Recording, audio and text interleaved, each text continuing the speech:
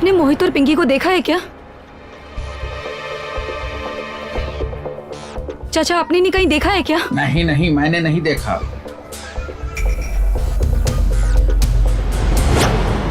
आपने इन्हें कहीं देखा है क्या?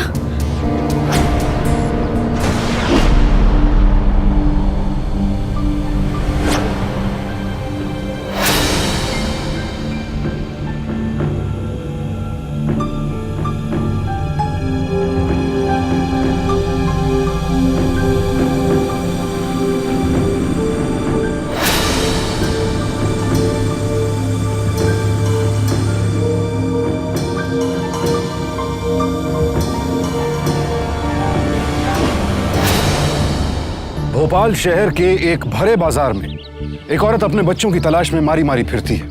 वो अपने बच्चों की तस्वीरें सबको दिखाती है और जी जान से उन्हें ढूंढने की कोशिश करती है। आखिर कौन थी ये औरत और इसके बच्चे कहां और कैसे लापता हो गए? इस औरत के साथ ऐसा क्या हुआ जो इसे ये दिन देखना पड़ा और इसके लिए कौन जिम्मेदार था? इन सब सवालों के जवाब जानने के लिए चलते हैं थोड़ा पीछे।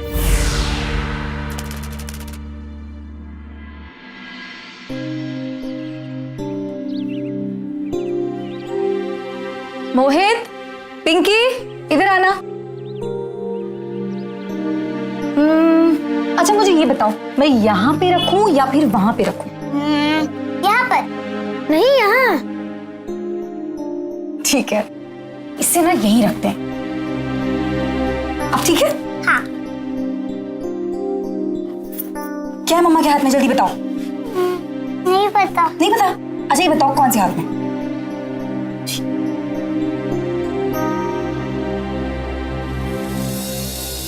नहीं है।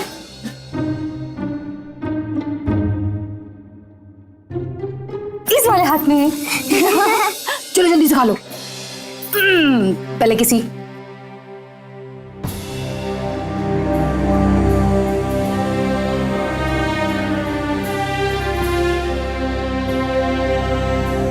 जल्दी से खा लेना, वरना पापा मम्मी पे गुस्सा करेंगे।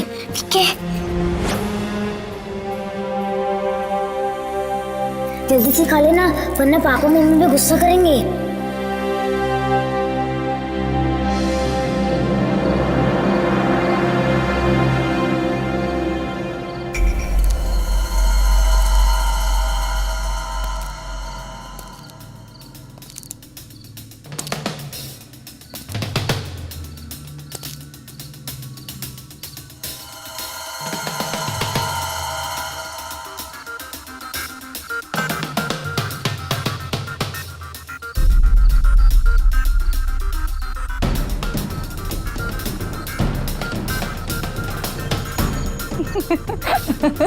छू मंतर, छू मंतर, छू मंतर। अरे अपने पति के लिए भी कुछ लाई है क्या? इन बच्चों के लिए तेरे पास टॉफी लाने के लिए फालतू पैसा है और अपने पति को देने के लिए तेरे पास 100 रुपए भी नहीं है, हैं?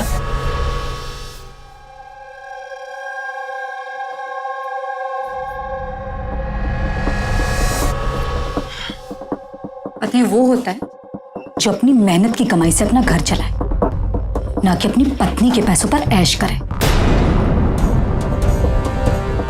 और अगर इतना ही गुमान है ना अपने पति होने का, तो कम से कम तुम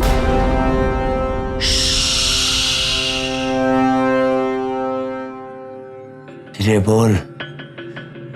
साला जब घर में आओ तेरी किच किच किच किच सुननी पड़ती है।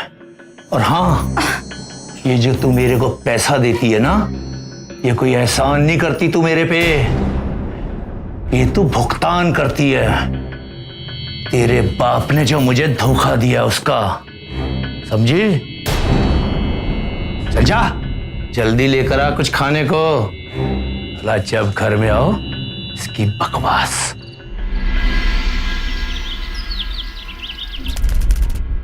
माँ क्या ढूंढ रही हो? कुछ नहीं, मैंने यही रखे थे, अच्छे से याद है मुझे, पता नहीं।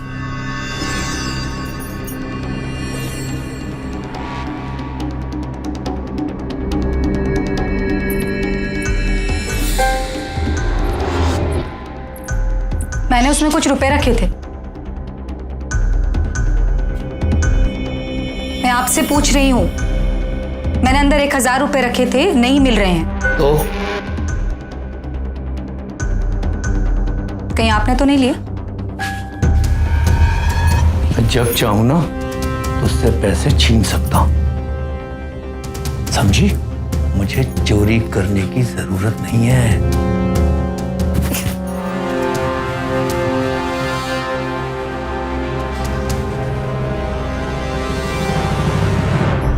दिनेश साहू और मंजू की शादी को 11 साल हो चुके थे, लेकिन मंजू आज भी भारत की उन 70% शादीशुदा महिलाओं में से थी जो लगातार घरेलू हिंसा यानी डोमेस्टिक वायलेंस के शिकार होती हैं। हालांकि इन 11 सालों में सिर्फ मंजू की कमाई से ही घर चल रहा था, लेकिन फिर भी उसे रोज अपने शराबी पति दिनेश और सास पुष्पा के तानों का सामना करना पड़ता था। हालांकि इंडियन सिविल लॉ के 1961 डाउरी प्रोहिबिशन एक्ट और आईपीसी के सेक्शन 498A के तहत दहेज लेना और देना गैर कानूनी है, लेकिन फिर भी आंकड़े बताते हैं कि सन 2010 में कुल 8,391 औरतें दहेज प्रथा की शिकार हुई। मंजू की पीड़ा का कारण भी दहेज ही था। घर में रोज पैसों को लेकर क्लेश होता और दिनेश अपने बच्चों का लिहाज किए बिना मंजू को मारने पीटने या गाली गलौज करने से नहीं चूकता। अफसोस की बात यह है कि मंजू की सास भी इन झगड़ों में अपने बेटे का पूरा साथ देती, लेकिन हर झगड़े की एक सीमा होती है और हर बर्दाश्त की एक हद। मोहित, पिंकी, इधर आना।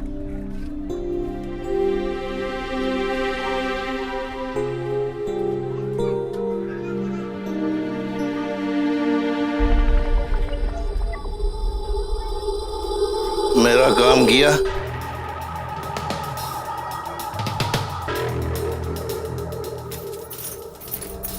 अपनी अकड़ ना किसी और को दिखाना। पैसे निकाल। अगर उन लोगों को मैंने 8,000 रुपए नहीं दिए ना तो वो मुझे मार देंगे। पैसे निकाल।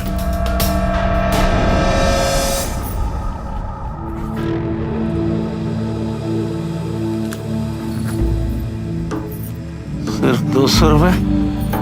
हाँ, मैंने तुझे कहा था 8,000 रुपए चाहिए। उतने पैसे नहीं है मेरे पास, तो फिर कहां से लाऊं? हाँ, बड़ी मुश्किल से नौकरी से घर का खर्चा चलता है। मैंने तेरे को बोला ना कि मेरे को 8,000 रुपए चाहिए, जहां से मर्जी ला, समझी? मैंने कहा ना एक बार कि मेरे पास पैसे नहीं है तो नहीं है, जो करना है कर लीजिए, लेकिन मैं बार बार आपकी इस फिजूल खर्ची के लिए ना पैसे नहीं दे सकती। नहीं होगा और मुझसे।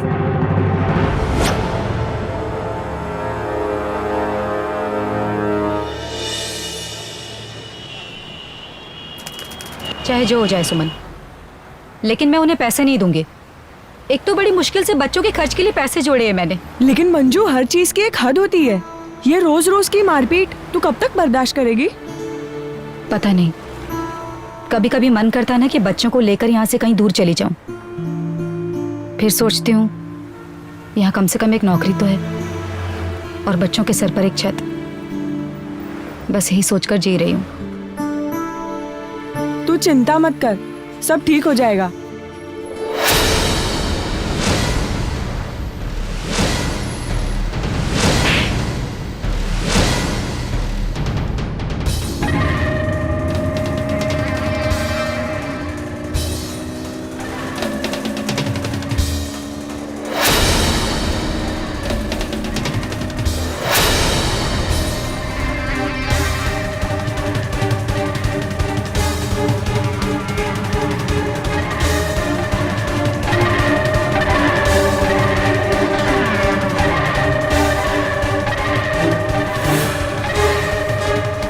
उधार लिया था तेरे पति ने हमसे, वो भी पूरे 8,000 रुपए, सिर्फ 15 दिनों के लिए, और आज महीना होने को आया है। देखिए, मैं इस बारे में कुछ नहीं जानती। आप लोग मुझे क्यों परेशान कर रहे हैं? तेरे पति ने कहा था तुझसे वसूलने को। अब जल्दी बता, कब दे रही है पैसे? मेरे पास कोई पैसे वैसे नहीं है, और मेरे पति को आपने मुझसे पूछकर पैसे दिए थे, फिर आप लोग मुझे क्यों? साली ज्यादा शानी बनती है। पैसा तो हम दूसरे तरीके से भी वसूल कर सकते हैं, और वो भी पूरे रात भर। समझ में आया? और हाँ, एक बात याद रखना, अगर पुलिस को बताने की कोशिश भी की तो तेरे पति से तो हम बाद में निपटेंगे, पर तेरे बच्चे कल शाम को, सुन, कल शाम तक मेरे पैसे लौटा देना, समझी? चल रहे।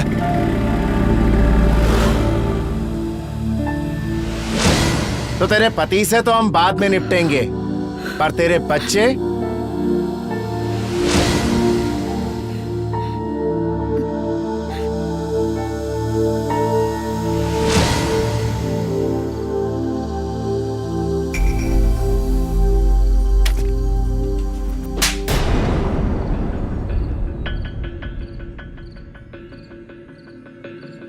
शर्म आनी चाहिए आपको।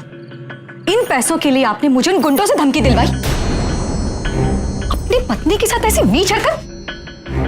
शर्म तो तुझे आनी चाहिए अपने पति के ऊपर हाथ उठाते हुए। तुम्हारी हिम्मत कैसे उसके ऊपर हाथ उठाने के लिए? बस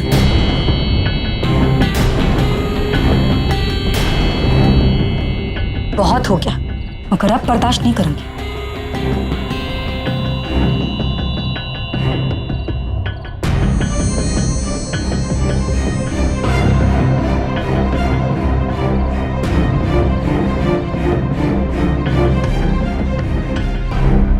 तूने मुझे थप्पड़ मारा।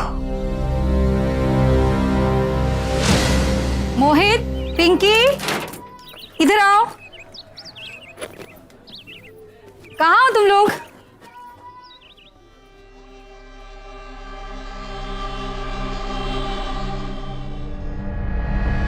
मोहित, पिंकी,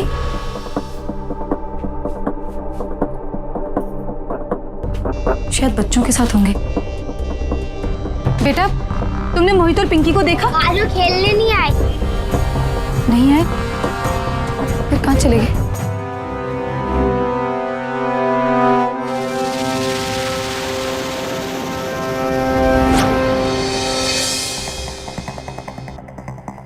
माँ जी, बच्चे नहीं मिल रहे हैं, कहाँ गए हैं? कहाँ जाएंगे? होंगे पड़ोसी में खेल रहे होंगे। मैंने बाहर सब जगह ढूंढ लिया माँ जी, बच्चों से भी पूछ लिया, लेकिन वो लोग कह रहे कि आज मोहित और पिंकी खेलने नहीं गए। कहीं खेल रहे होंगे ना। मेरा दिमाग क्यों खराब कर रही हो?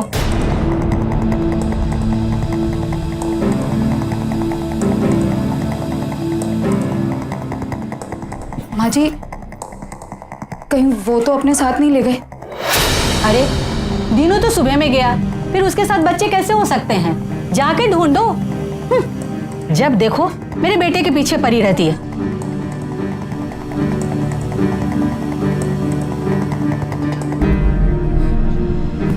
क्या करूं, कुछ समझ में नहीं आ रहा है। कहाँ होंगे बच्चे?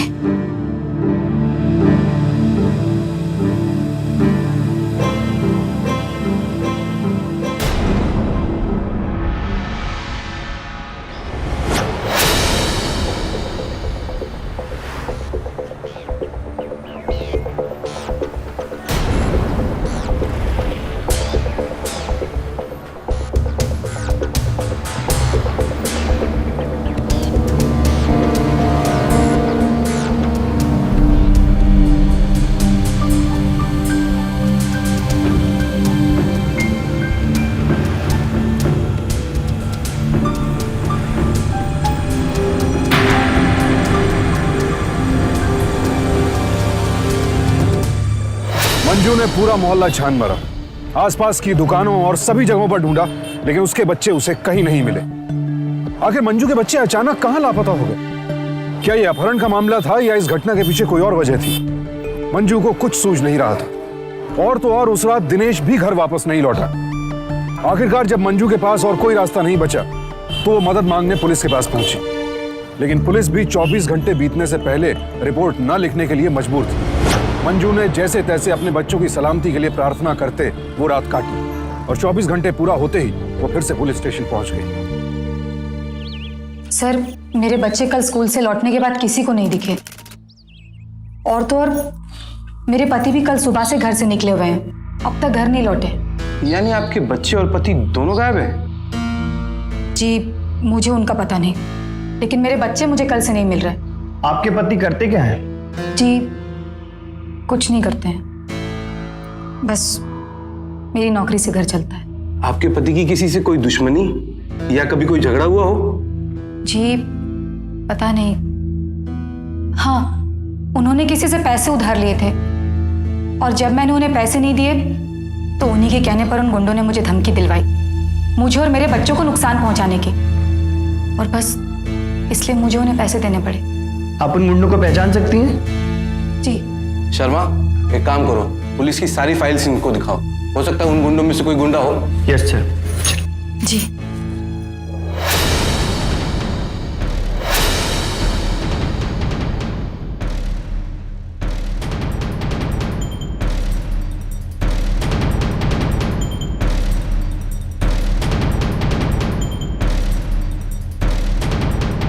इनमें से कोई नहीं है। मैं आपके लिए कुछ और लोगों की तस्वीरों का इंतजाम करता हूँ, जब तक आप इंतजार कीजिए।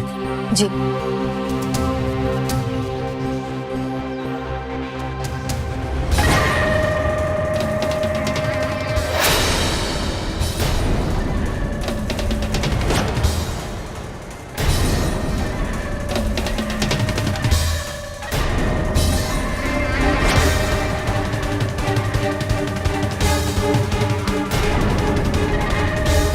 एक मिनट, इंस्पेक्टर साहब, ये वो आदमी, इस तरह इसके साथी ने मिलकर मुझे धमकी दी थी। नहीं साहब, इस औरत को मैंने आज से पहले कभी नहीं देखा, और उस दिन तो साहब मैं अपने गुरु के साथ था, माँ कसम। कौन है तेरा गुरु? कहाँ मिलेगा? मेरा गुरु साहब चाय की टपरी पे।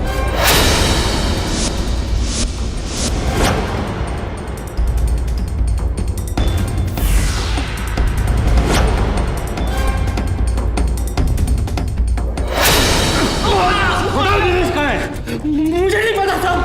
सच बता वरना। साहब, हम लोगों ने उसकी पत्नी को धमकी दिया था साहब, वो भी उसके कहने पे। हमने कुछ नहीं किया साहब, हमने कुछ नहीं किया, हमको छोड़ दो साहब। माँ कसम साहब, हमने दिनेश को और उसके बच्चों को गायब नहीं किया साहब, माँ कसम। परसों सुबह दिनेश तुम लोगों को पैसे देने गया था कि नहीं? नहीं साहब, परसों दिनेश हमसे मिला ही नहीं साहब। हाँ साहब, तो दिनेश को हमने उधार नहीं दिया, उसे पैसों की जरूरत जरूर थी। दिनेश को उधार किसने दिया? बोल।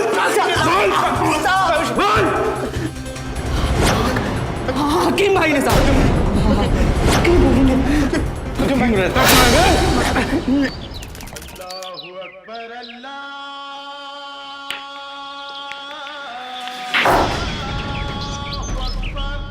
हकीम कहाँ है?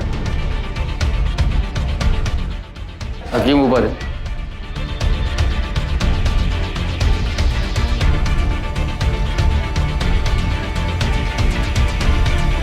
हकीम, तूने ही दिनेश साहू को पैसे उधार दिए थे?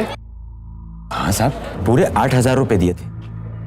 लेकिन ये सब आप क्यों पूछ रहे हैं? दिनेश कल सुबह तुम्हारे पास कितने बजे पैसे लेके आया था? ये क्या कह रहे हैं साहब? दिनेश ने मुझे अभी तक पैसे वापस नहीं किए हैं और मैं उससे मांग मांग कर थक चुका हूँ, लेकिन वो हर बार यही कहता है कि आज ले लेना, कल ले लेना। यानी कि दिनेश कल सुबह तुम्हारे पास नहीं आया था? नहीं साहब। तो फिर दिनेश पैसे लेकर कहाँ जा सकता है? मुझे नहीं पता साहब। अबे साले, सच सच बता, नहीं तो पुलिस थाने में ले जाके उल्टा लटका दूंगा। तुझसे मिलने के बाद दिनेश किधर गया? बता। साहब, नमाज का वक्त हो रहा है, झूठ बोलूंगा तो दोज़ख में जाऊंगा। मैं सच कह रहा हूँ साहब, दिनेश ने मुझे अभी तक पैसे वापस नहीं किए।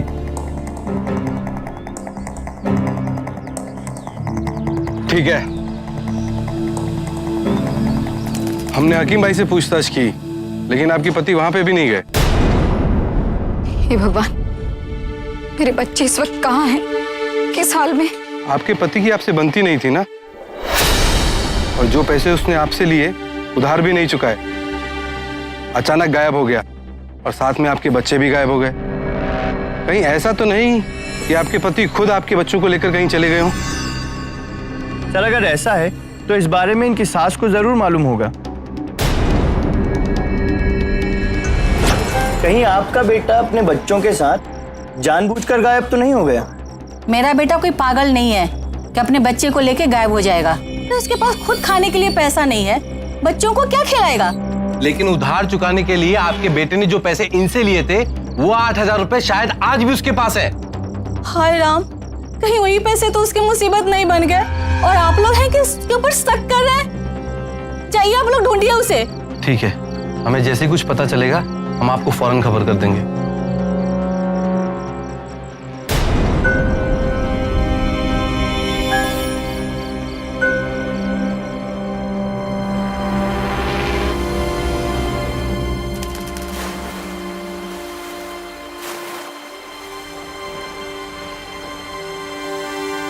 अरे चप्पल मिला, चश्मा भी मिला।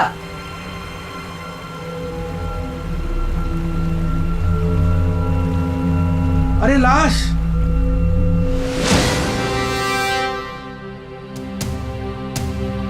बॉडी को देखकर लगता है कि 2-3 दिन से पानी में पड़ी है। इसका चेहरा देखकर पहचानना भी मुश्किल है और ना ही इसके पास कोई ऐसी चीज मिली जिससे कि इसकी पहचान की जा सके। फिलहाल इसका पंचनामा एक गुमशुदा लाश की तरह करो, फिर देखते हैं कि क्या होता है। ये घड़ी मिसेस साहू ने जो दिनेश की फोटोग्राफ दी थी उसमें भी कुछ ऐसी ही घड़ी पहनी हुई थी। हाँ सर, दिखती तो बिल्कुल वैसी ही है। एक काम करो, मिसेस साहू को पुलिस स्टेशन बुलाओ। Yes sir.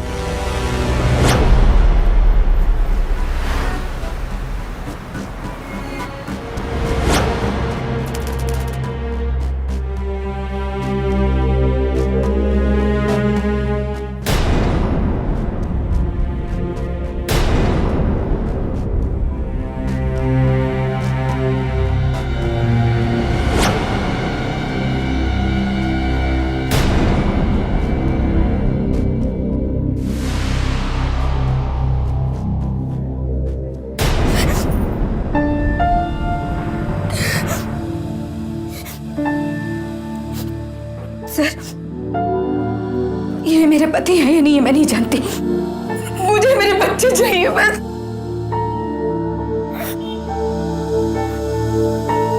लेकिन सर, आपने तो कहा था कि मेरे बच्चे मेरे पति के पास, तो फिर?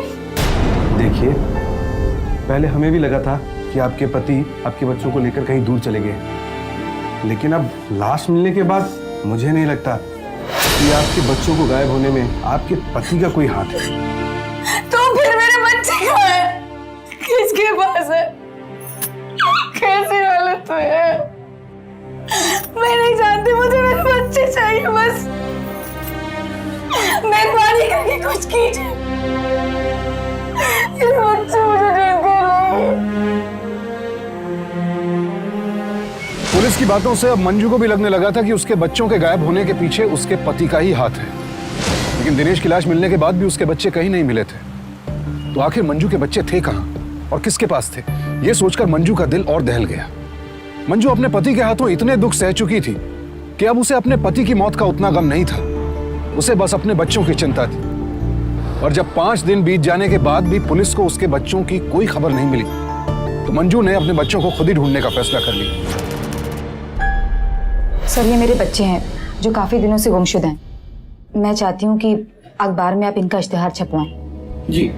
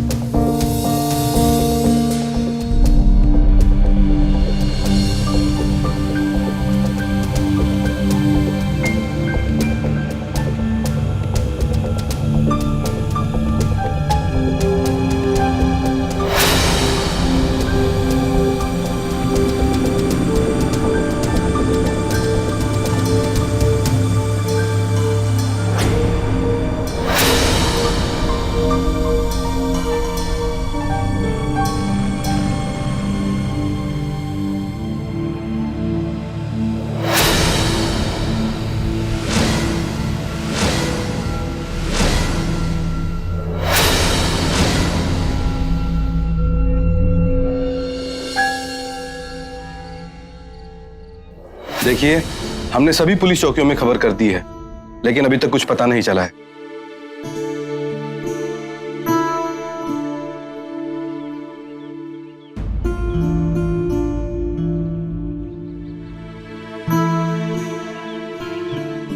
एनसीआरबी के आंकड़ों के अनुसार भारत में हर 8 मिनटों में एक बच्चा लापता हो जाता है और इनमें से 40% का कभी कोई पता नहीं चलता।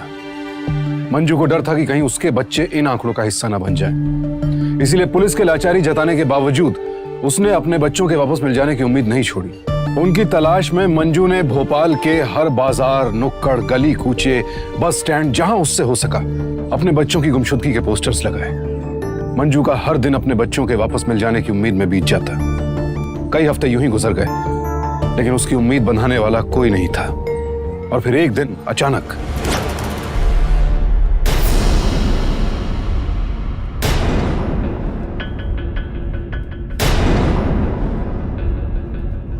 सुनिए, जी ये आपके बच्चे हैं? जी हाँ। आपने कहीं देखा है इन्हें? आप जानते हैं इनके बारे में? हाँ, शायद इसी लड़के को मैंने कल देखा था। कहाँ देखा आपने? देखिए, मैं आपको वहां ले तो जा सकता हूँ, लेकिन इसके बदले मुझे 10,000 रुपए चाहिए। 10,000? उतने पैसे नहीं है मेरे पास। देखिए, कृपया करके मुझे मेरे बच्चों से मिलवा दीजिए।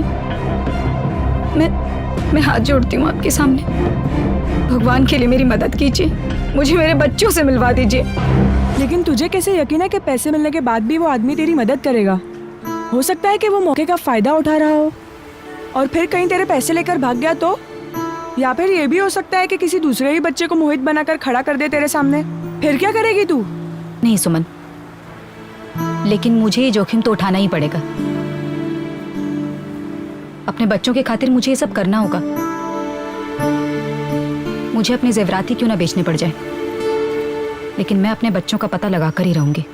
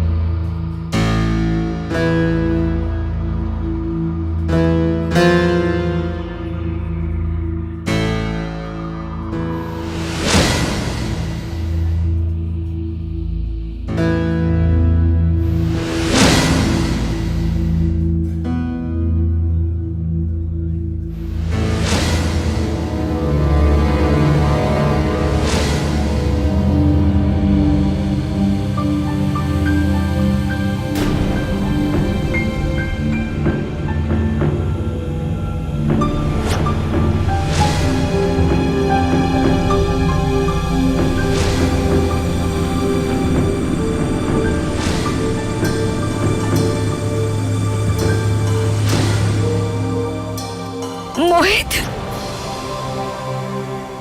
मेरा बच्चा।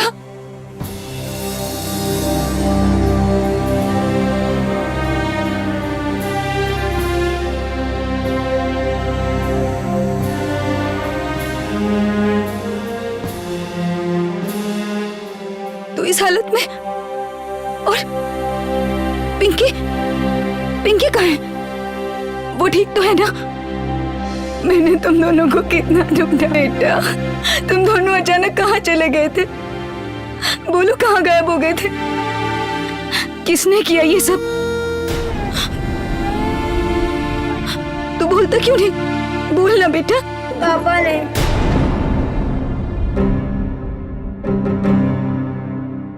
पापा?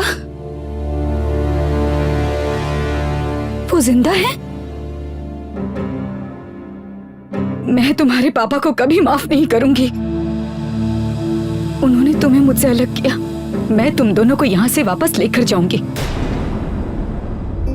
तो बस मुझे ये बता कि ये पिंकी कहाँ है? आइए, मैं आपको ले चलता हूँ। मंजू की मेहनत और कोशिशों की बदौलत आज पूरे 3 महीनों बाद उसका बेटा मोहित उसके सामने था। और साथ ही एक चौंका देने वाली सच्चाई भी कि दिनेश अब भी जिंदा था और उसी ने अपने बच्चों को गायब किया था। मोहित से मिलने के बाद अब मंजू पिंकी से मिलने को बेचैन थी और इसीलिए वो मोहित के पीछे पीछे चलती थी।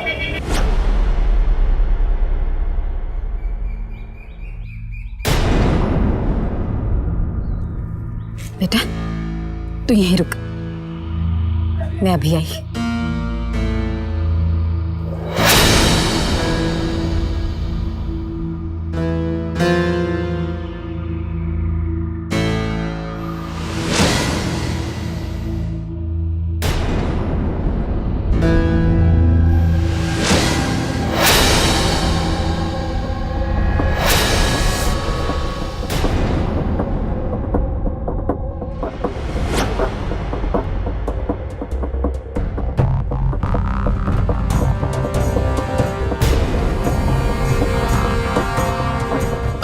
अरे मेरी प्यारी बेटी, यहाँ बैठ जा बैठ जा बैठ जा बैठ जा। ले आई, ये ले, खा ले तू। कितनी प्यारी बच्ची है।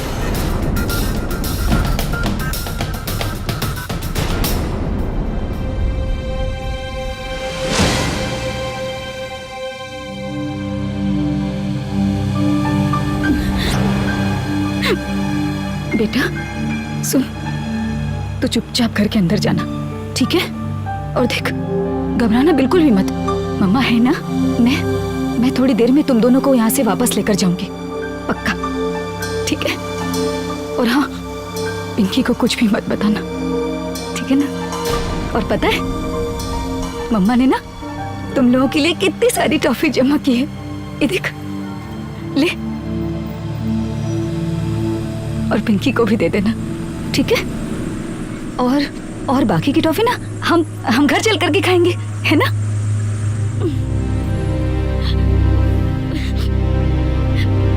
चल जा। मैं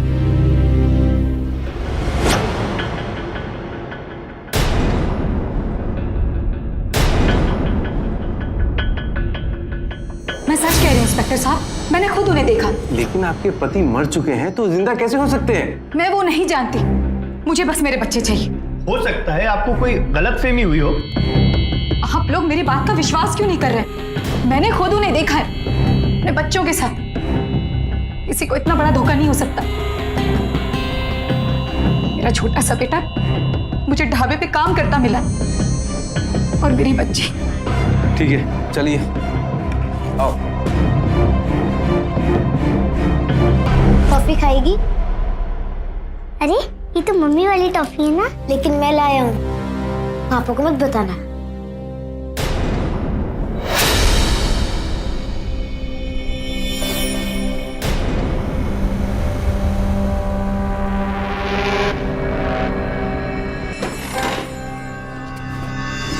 सर, यहाँ तो कोई भी नहीं है। पर सर वो लोग यहीं पर थे, मेरी बात का विश्वास कीजिए। ये देखिए, ये वही शराब की बोतल है। मेरे पति यहीं बैठकर शराब पी रहे थे। और ये टॉफी की पन्नी, ये उसी टॉफी की पन्नी है जो मैंने अपने बेटे को दी थी। एक मिनट, ये देखिए, उसी तरह की सेम टॉफी है मेरे पास जो मैं अपने बच्चों के लिए रोज खरीदती हूँ। सर, लगता है सच बोल रही है। अगर आपके पति जिंदा हैं, तो जो लाश हमें मिली थी वो किसकी थी? सर, ये भी तो हो सकता है कि इनके पति ने खुद को मुर्दा साबित करने के लिए किसी और की जान ले ली हो। या फिर ये एक इत्तेफाक भी हो सकता है कि जो गुमनाम लाश हमें मिली थी उसने दिनेश जैसी ही घड़ी पहनी हो। आपको आपके बच्चे कहाँ मिले? पुलिस के आने से पहले ही दिनेश को मोहित के जरिए मंजू के बारे में पता चल गया और वो फिर से अपने बच्चों को लेकर लापता हो गया। मंजू ने एक बार फिर से अपने बच्चों को खो दिया। अब सवाल यह था कि क्या मंजू फिर से अपने बच्चों को ढूंढ पाएगी, और इस सवाल का जवाब सिर्फ पुलिस की छानबीन पर निर्भर था। हाँ सर, 10 दिन हो गए होंगे उसे यहाँ आए हुए। इससे पहले हमने उसे कभी नहीं देखा। और क्या जानता है उसके बारे में? और कुछ नहीं साहब, बस रोज यहाँ आकर बैठता था और मुफ्त की चाय पीता था। एक दिन कहने लगा कि मेरे बेटे को काम पर लगा लो जब तक मेरी नौकरी नहीं लगती, तो मैंने दया भाव में उसकी उस दिन मदद कर दी। छोटे बच्चों से काम कराना जुर्म है, ये नहीं जानता तू? गलती हो गई साहब, अब ये गलती दोबारा नहीं करूंगा साहब। गलती की सजा तो भुगतनी पड़ेगी। चल जी साहब, माफ कर दीजिए साहब।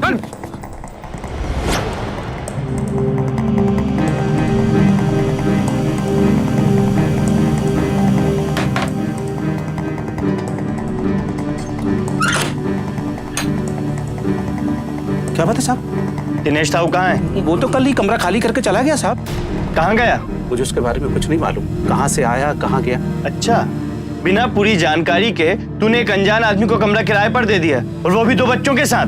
अब मुझे लगा साहब परिवार वाला है, और उसने बोला कि वो बड़ी मुसीबत में है, बच्चों की खातिर 2 महीने के लिए जगह चाहिए, इसलिए मैंने ज्यादा पूछे बगैर उसको कमरा दे दिया साहब। उसकी मदद करने के जुर्म में जब तुझे मैं अंदर डालूंगा ना, तब सच बताएगा तू। अरे साहब ऐसा मत कीजिए साहब, मैं भी बाल बच्चों वाला आदमी हूँ साहब। मैं आइंदा ऐसा नहीं करूंगा, मैं अपने बच्चों की कसम खाता हूँ साहब।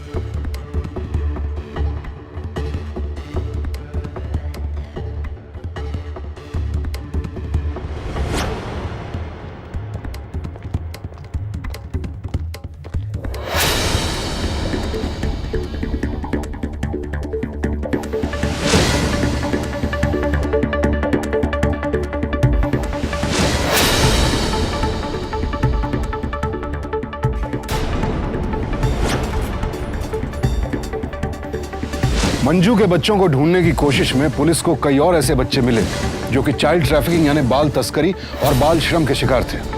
हालांकि बाल श्रम अपराध है, लेकिन इंटरनेशनल लेबर ऑर्गेनाइजेशन के अनुसार हमारे देश में 5 से 17 साल की उम्र के तकरीबन 21 करोड़ 80 लाख बच्चे बाल श्रमिक हैं और इनमें से तकरीबन 6 करोड़ बच्चे 14 साल या उससे भी कम उम्र के हैं। मुझे मेरे बेटे को वापस नहीं जाने देना चाहिए था।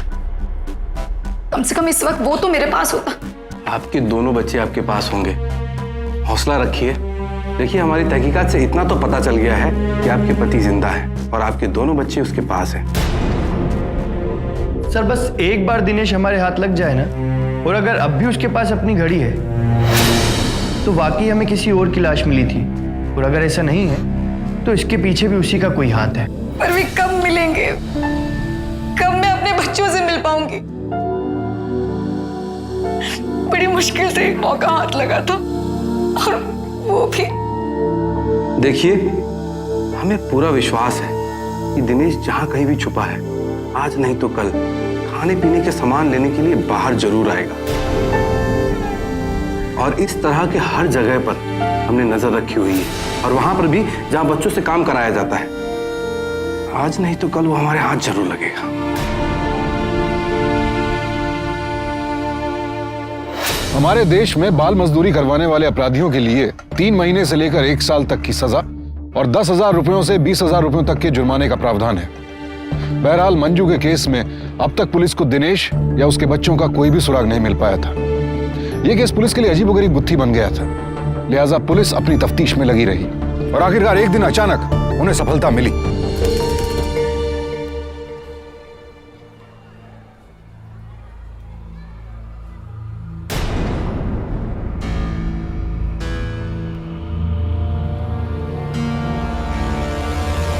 सर ये लो खाओ, बस 2-4 दिन की बात और है, फिर हम अपने बड़े घर में चलेंगे। खाओ, मैंने कहा। शाबाश।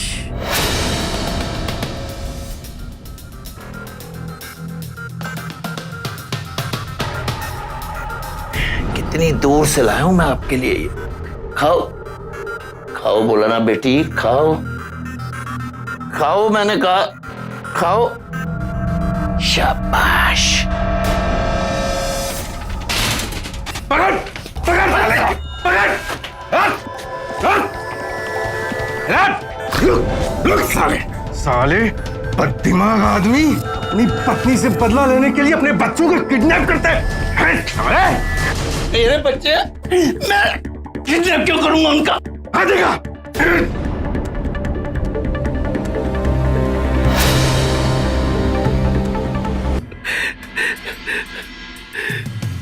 हाँ साहब, मैंने ही अपने बच्चों को किडनैप किया क्योंकि मैं इसको सबक सिखाना चाहता था। जब घर में आओ तो किच किच करती रहती थी। मैं इससे दूर जाके इसको बताना चाहता था कि पति की अहमियत क्या होती है। पति की अहमियत बताना चाहता था साले। अब देख हम तेरी अकल कैसे ठिकाने लगाते हैं। पर मेरे बच्चे,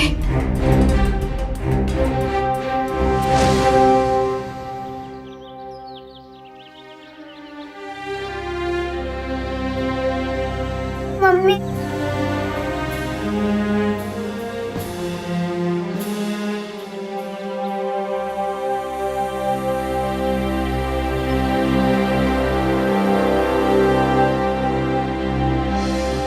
ये मंजू की हिम्मत और मेहनत का ही नतीजा था कि आज उसके बच्चे उसके पास थे। इस केस में पुलिस ने भी काफी सराहनीय काम किया। हमारी ये आज की घटना हमें उन लोगों से सावधान करती है जो अपने मर्द होने का नाजायज फायदा उठाते हैं, और ये उन लोगों के लिए एक चेतावनी भी है जो औरत को एक वस्तु की तरह इस्तेमाल करते हैं और उस पर जोर आजमाते हैं। वो जान लें कि औरत को मानसिक या शारीरिक पीड़ा पहुंचाना, उसका उत्पीड़न करना कानून की नजर में एक बेहद ही संगीन अपराध है और इसके लिए उन्हें 3 साल तक की कैद हो सकती है। महिलाओं का सम्मान करें, उन्हें बराबरी का हक दें, उनकी भावनाओं को समझें और हो सके तो एक पति से ज्यादा अच्छा जीवन साथी बनने की कोशिश करें। महिलाएं याद रखें, अपने पति के हाथों किसी भी तरह के मानसिक या शारीरिक शोषण का शिकार होने पर आप कानून की मदद ले सकती हैं, पुलिस में उनके खिलाफ शिकायत दर्ज कर सकती हैं। अब मुझे सुशांत सिंह को इजाजत दीजिए, कल आपसे फिर मुलाकात होगी एक और ऐसी सत्य घटना के साथ। सावधान इंडिया, इंडिया फाइट्स बैक।